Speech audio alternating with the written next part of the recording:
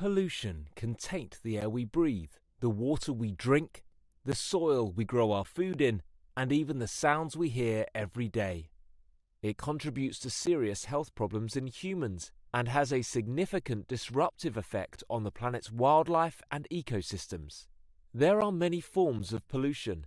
These can include acid rain, which is rainfall that has been made so acidic by atmospheric pollution that it causes environmental harm to forests, lakes, and sea life. It is caused by emissions of sulfur dioxide and nitrogen oxide, which react with water molecules in the atmosphere. UV radiation is part of the electromagnetic light spectrum that reaches the Earth from the Sun. An increase in UV radiation reduces the plankton levels in our oceans, causing a decrease in fish numbers and harming the growth of plants. Global warming is resulting in higher sea levels, increased rainfall, and hotter weather. This is having a significant effect on our planet's wildlife and weather patterns. Pollutants in the sea can be ingested by small marine animals. Larger creatures then eat these little animals. The contaminants remain in the food chain and can ultimately lead to contamination of the food we eat. Although many species are harmed or killed soon after coming into contact with pollutants, other effects are not immediately noticeable and can be longer lasting. Wildlife can slowly be poisoned by long-term exposure to toxins. Predators can be poisoned by eating contaminated prey. Animal embryos which have been exposed to pollution can suffer developmental defects. Invasive species, which are plants, animals, or organisms not native to their specific location, can be harmful to ecosystems because they intrude on non-competing native species. This can cause the native species to become extinct in that area. The spread of invasive species is now recognized as one of the greatest threats to the ecology of the planet and could have devastating effects on local economies. So, which practices in the maritime industry are causing these environmental issues?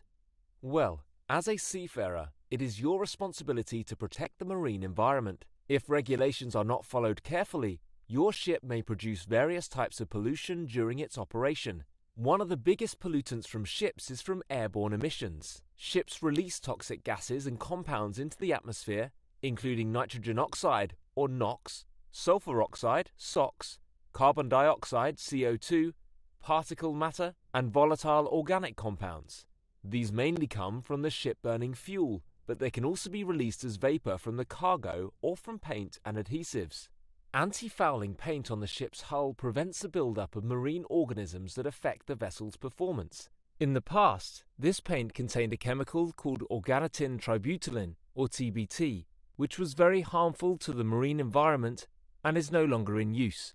Sewage waste from a ship contains phosphorus and nitrogen. These chemicals can encourage excessive growth of plants and algae, resulting in the formation of toxic algae blooms. When these plants and algae die, the bacteria that causes them to decompose can also remove oxygen from the water. Also, if garbage from a ship is not managed properly, it could end up in the sea and harm the marine environment. Oil released from a ship can be spilled into the ocean as a result of a collision. However, oil pollution can also be caused by ship operations.